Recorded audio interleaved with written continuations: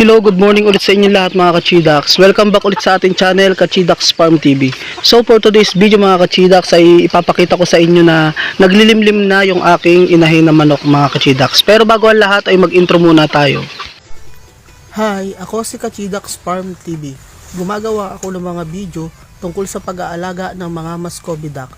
Kung ano nga ba talaga ang mga kailangang ihanda bago ka mag-alaga ng Muscovy duck. At kung gusto mo ang mga video skin na ganito, ay maaari kang bumisita sa aking channel. Kung sakasakaling magustuhan mo ang mga video na ina-upload ko, ay huwag mo na rin sanang kalimutang mag-like, mag-comment, mag-share, at higit sa lahat ay mag-subscribe at i-hit mo na rin ang notification bell para lagi kang updated sa mga videos na i-upload ko. Thank you! So at ayan na nga mga Kachidax, kakatapos lang kumain itong mga manok ko. So nawala na ulit dito yung dalawang inahin kasi nilipat ko na sa kabilang kulungan doon sa pugad area.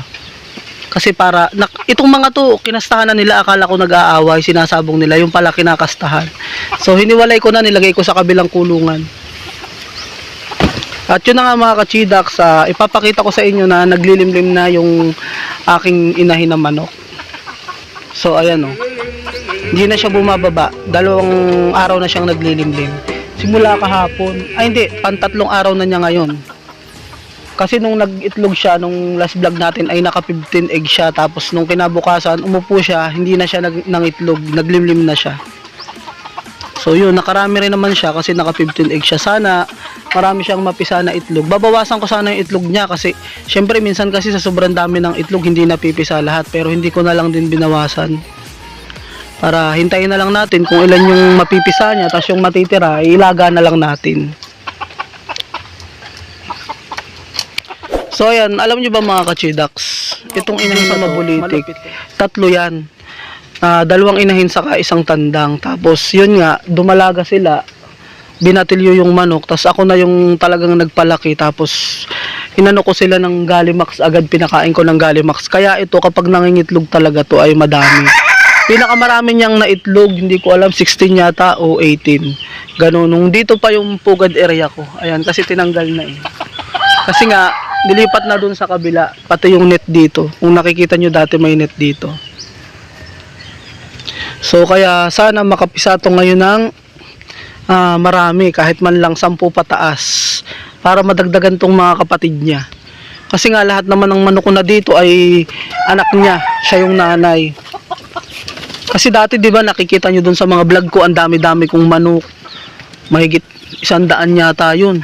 Tapos nung nakapisa ako, kasi may ilan akong inahin nun, 10.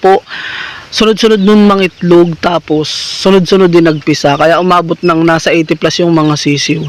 Kaya nga lang nung time na 'yun kasi ulan ng ulan.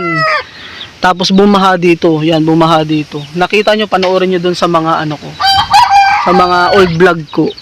Puno pa to ng kulungan, tapos pag umuulan bumabaha, yun. Yung mga sisiw nag-swimming, patay, pero okay lang yun, wala na tayong magagawa dun. At least ngayon ay dumadami na ulit. Tapos yun pa rin, hinihintay pa rin natin yung pato.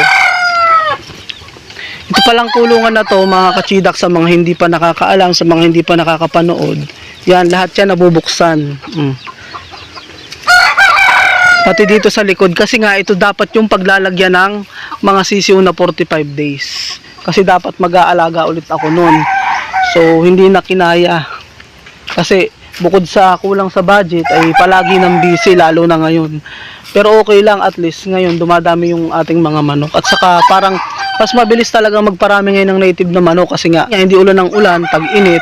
Kasi kapag tag-ulan ang hirap magparami ng manok, lalo na kung wala kang mga bubong, wala kang mga yero, mababasa yung mga itlog.